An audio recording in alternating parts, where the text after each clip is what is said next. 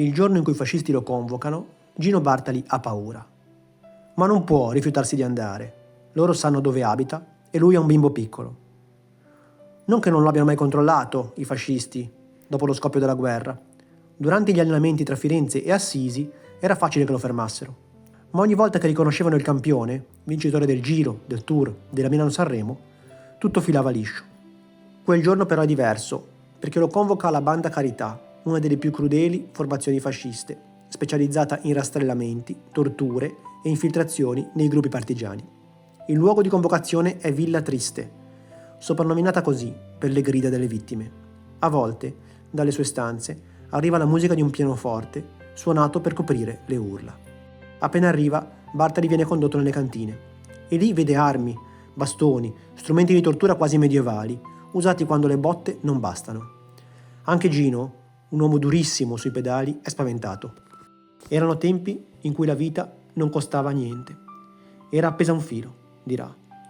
La sua vita, quel giorno, è appesa agli umori di Mario Carità. Il gerarca ha intercettato le lettere del Vaticano che ringraziano Bartali. Quelle lettere ora sono lì, sul tavolo. Di che aiuto si tratta, Bartali? Lei ha portato armi? Io nemmeno so sparare. Ho solo mandato caffè, farina e zucchero. E vuole farmi credere che il Vaticano ringrazia un campione per questo? Esatto, insiste Gino. Carità lo fissa con i suoi occhi da rettile. Vediamo se in cella si schiarisce le idee. Gino viene portato 2 giorni nelle segrete di Villa Triste. Al terzo lo portano di nuovo in cantina. Carità è con 3 militari stavolta. Cosa portava per il Vaticano? Insiste. Armi o altro? Ma Bartali non cambia risposta. Caffè, farina e zucchero. Carità si infuria, urla, ma uno degli ufficiali che è con lui, che ha conosciuto Gino durante la leva, interviene. Bartali dice la verità, è una persona molto sincera, non perdiamo tempo con lui. Carità, anche se riluttante, lo libera, anche perché gli americani si avvicinano a Firenze e lui ha bisogno dei suoi uomini. Gino esce intero da Villa Triste, salvo grazie alla convinzione di quel militare. Ma il militare sbagliava, perché Gino quella volta ha mentito. Non sono caffè, farina e zucchero i motivi dei ringraziamenti del Vaticano.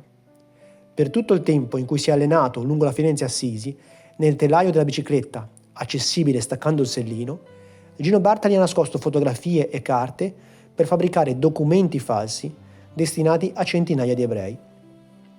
Lo ha fatto per conto del vescovo Elia Dalla Costa, che ha pensato a lui come unica persona in grado di superare i controlli. Ma non devi dirlo a nessuno, Gino, o altrimenti quelli ammazzano tutti. Ogni volta che arrivava un treno da Assisi, con ebrei in fuga, Gino andava anche al bar della stazione. E lì si faceva vedere bene, creava scompiglio tra i tifosi che lo acclamavano e così i fascisti e tedeschi non riuscivano a controllare i documenti dei passeggeri.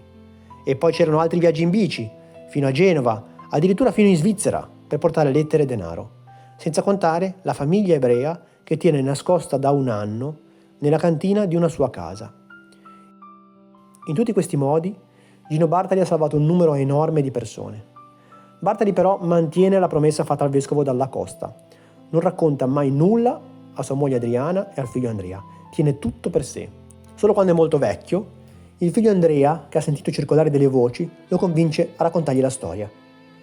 Gino lo fa, ma gli chiede di non dirlo a nessuno, perché il bene si fa ma non si dice, e certe medaglie si appendono all'anima, non alla giacca. Così, dice Bartali. Dopo la morte del padre, però, nel 2000, Andrea decide di rivelare il segreto. La storia diventa pubblica e illumina di una nuova luce la storia del grande ciclista. Il 23 settembre 2013 Bartali viene dichiarato giusto tra le nazioni dallo Yad Vashem di Israele. In un'intervista, parlando del concetto di campione, Bartali disse: «C'è un detto secondo cui campioni si nasce, non si diventa. Io dico che campioni si nasce, è vero, ma si può anche non diventarlo». E allora Gino Bartali campione lo è nato, poi però lo è anche diventato. La storia di Gino Bartali è una delle 20 storie incluse nel mio libro Abbiamo toccato le stelle, storie di campioni che hanno cambiato il mondo, edito da Rizzoli.